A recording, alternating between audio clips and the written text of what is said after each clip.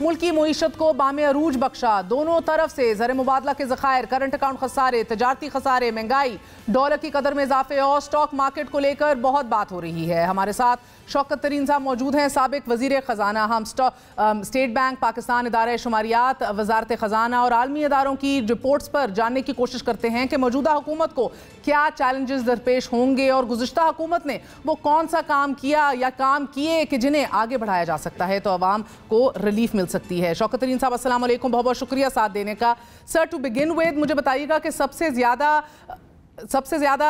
गलत बयानी या मिस कोट कौन से नंबर्स के ऊपर किया जा रहा है आपके मुताबिक?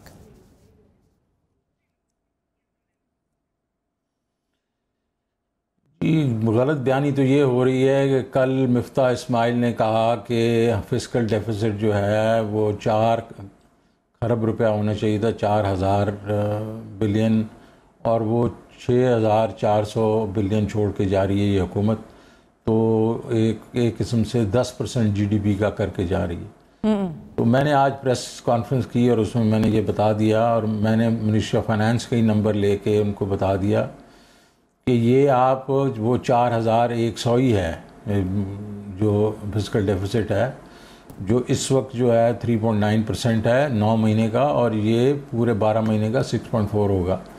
ये इसमें ऐड कर रहे थे कि जो हम लोगों ने रिलीफ पैकेज दिया है पेट्रोल पे और पावर पे, और उसके बाद कोई 800 अरब रुपए है जिसके बीच में फिर रिलीफ पैकेज डबल काउंट करके, और वो जब आप 400 450 वो और 800 ये 1250 अगर आप करेंगे तो वो सीधा वो बन जाता है 6400।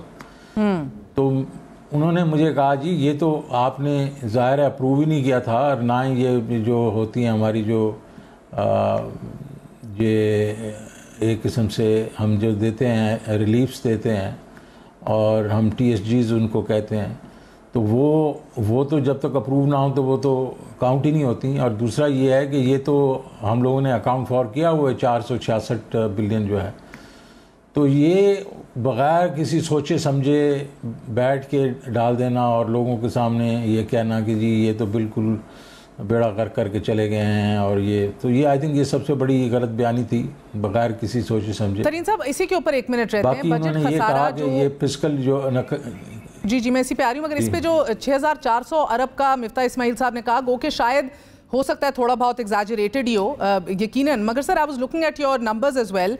अगर तमाम तर लाइबिलिटीज़ क्लियर हो जाएं, देर आपको पता है नून लीग हमेशा फिस्कल ईयर में हमेशा लाइबिलिटीज़ क्लियर ही करती है आके।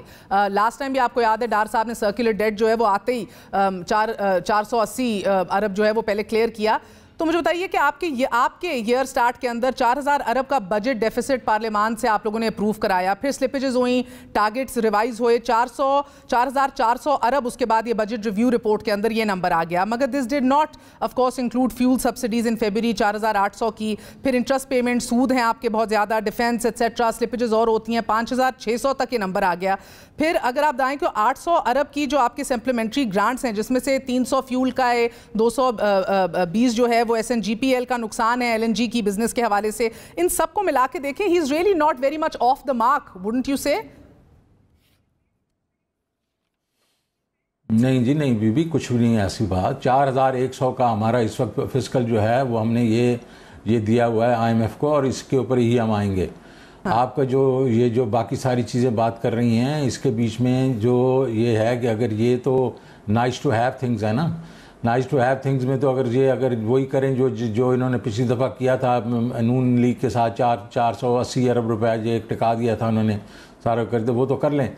लेकिन कुछ जो स्लिपेजेस भी हुई हैं वो हम लोग 3.8 3.9 ट्रिलियन था, उसकी 200 बिलियन की स्लिपेजेस जो हुई हैं वो 4.1 बिलियन है। मैं आपको नंबर्स भेज दूंगा।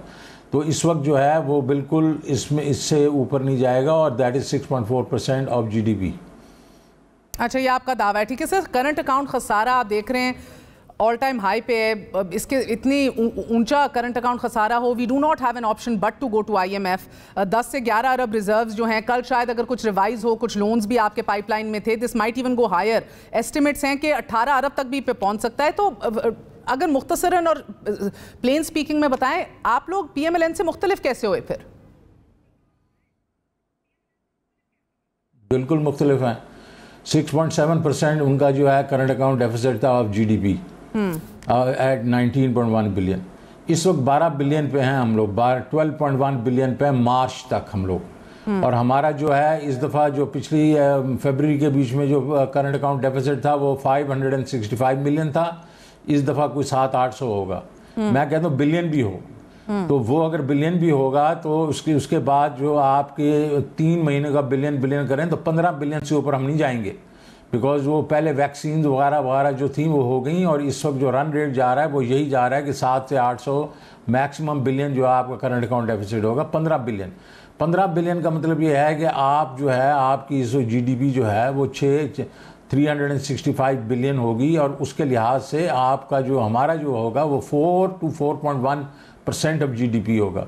तो ये जो बातें कर रहे हैं ये फैक्ट्स तो नहीं है ना यार, ये फैक्ट्स तो अपने सामने आपके मैंने नंबर्स दे दिए आपको। हाँ, तो अभी भी 15 अरब का भी ये चला जाए जो कह रहे हैं मैक्स आप ये करंट अकाउंट डेफिसिट जाएगा।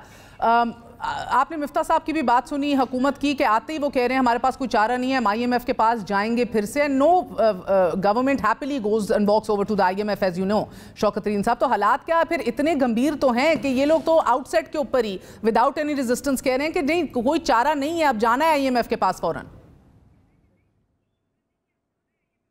देखें महर, पहली बात तो ये है कि इस वक्त जो 12.1 बिलियन है वो उसके सिर्फ 4 चीज़ें जो हैं, सिर्फ 4 चीज़ें, पेट्रोलियम, कोल, खुर्दनी तेल और उसके बाद वैक्सीन्स, वो 11.5 बिलियन है।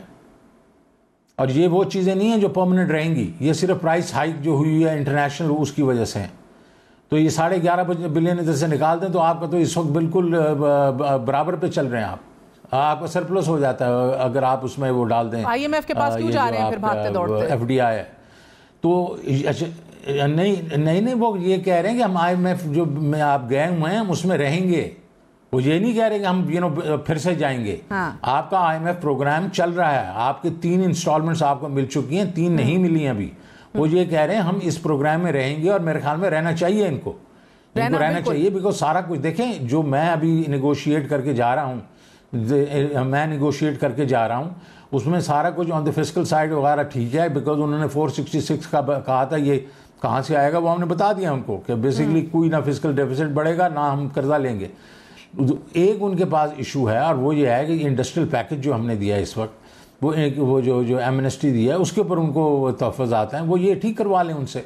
वो IMF के भी हैं सर, मगर बड़े तहफ़्फ़ुज़ात अभी हमारा दिसंबर 3 से 40 रुपए आप लोग डीजल पे नुकसान कर रहे हैं, 25 से 30 रुपए पेट्रोल पे कर रहे हैं, ये तो एक लैंडमाइन है। क्या आप वाकई आप इतने नाला और दुखी थे? हमें भी रिपोर्ट्स आई, आपने इस बात के ऊपर आप तो इस्तीफा देने को तैयार हो गए, रिपोर्ट्स आई, आपको इरशाद हुसैन साहब ने भी मनाया, वज़ीर आज़म ने भी कायल किया, आपने रेजिस्ट किया था कि ये बहरहाल जो है एक प्रैक्टिकल पैकेज नहीं है जो हम आवाम को इस टाइम पे दे रहे हैं। देखें उस वक्त जो है ज़रूरत ये थी कि अवाम जो है वो ज़ाहिर है काफ़ी नाखुश थी।